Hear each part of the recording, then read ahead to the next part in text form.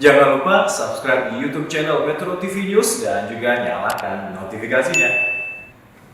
Tim TP3 Selasa pagi menemui Presiden Joko Widodo di Istana Merdeka. Dalam pertemuan itu, tim TP3 meminta Presiden untuk membawa kasus penembakan yang menewaskan 6 laskar FPI di KM 50 ke Pengadilan HAM. Dalam hasil pertemuan yang disampaikan oleh Menko Polhukam Mahfud MD menyatakan Presiden sudah meminta Komnas HAM bekerjasama dengan independen dan menyampaikan kepada Presiden apa yang terjadi dan apa yang harus dilakukan oleh pemerintah. Komnas HAM tidak menyatakan peristiwa tewasnya 6 laskar FPI sebagai pelanggaran HAM berat. Intinya mereka menyampaikan dua hal atau satu hal pokok, yaitu soal terbunuhnya atau tewasnya 6 laskar FPI, 7 orang yang diwakili oleh Pak Amin Rais dan Pak Marwan Batubara tadi menyatakan mereka menyatakan keyakinan telah terjadi pembunuhan terhadap 6 laskar FPI dan mereka meminta agar ini dibawa ke Pengadilan HAM karena pelanggaran HAM berat.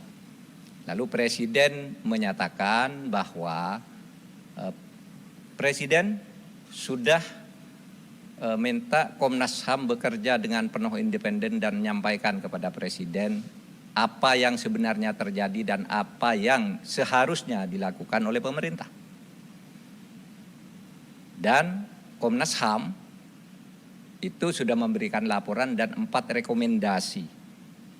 4 rekomendasi itu sepenuhnya sudah disampaikan kepada Presiden agar diproses secara transparan, adil, dan bisa dinilai oleh publik. Yaitu bahwa temuan Komnas HAM yang terjadi di Cikampek, Tol Cikampek kilometer 50 itu adalah pelanggaran HAM biasa. Kalau ada bukti mana pelanggaran HAM beratnya itu mana, sampaikan sekarang. Atau kalau enggak nanti sampaikan menyusul kepada Presiden. Bukti, bukan keyakinan. Karena kalau keyakinan kita juga punya keyakinan sendiri-sendiri bahwa peristiwa itu dalangnya si A, si B, si C. Kalau keyakinan. Tapi Komnas HAM sudah menyelidiki sesuai dengan kewenangan undang-undang, enggak ada. Apa?